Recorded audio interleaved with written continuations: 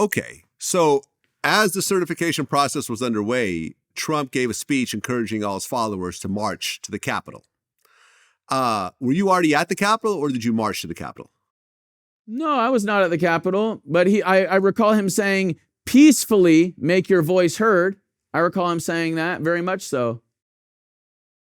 Okay, so now you're in front of the Capitol building, and you're dressed in the same, get up that you have now, but you also had a spear with an American flag at the end of it, right? What I had was a staff. Okay.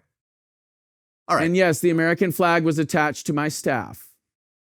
Okay, so this is where things get a little bit fuzzy.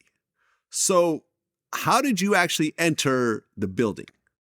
Well, unfortunately for you and for me, because I very much want to converse about this, I have a motion in the courts at the current moment that my lawyer has told me to not talk about anything regarding my actions on that day or the events of that day, because of the fact that we have this motion in the courts and we want to see what the courts are going to do with it, what the judge is going to do.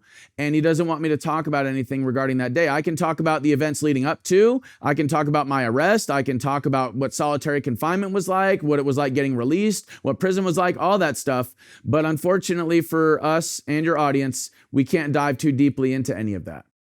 Okay, well, the reason I mention it was because later on, there was a video that was released of you walking around inside the Capitol being led around by the police. And Elon Musk even tweeted, this is crazy. The public was misled.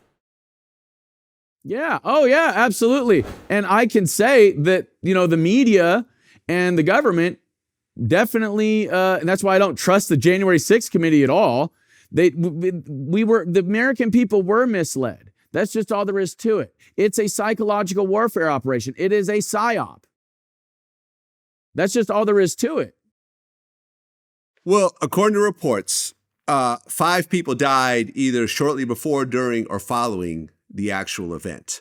Ashli Babbitt was killed by Capitol Police, essentially trying to climb in through a window.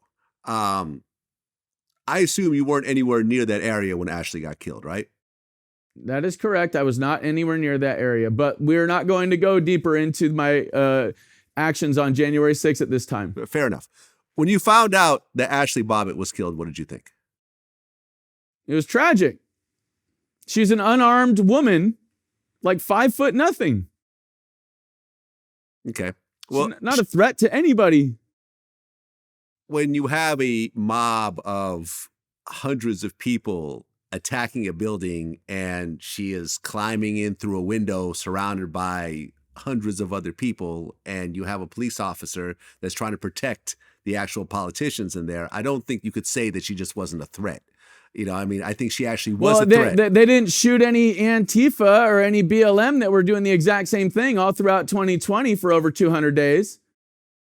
Yeah, I can't speak on that, but I could say I can.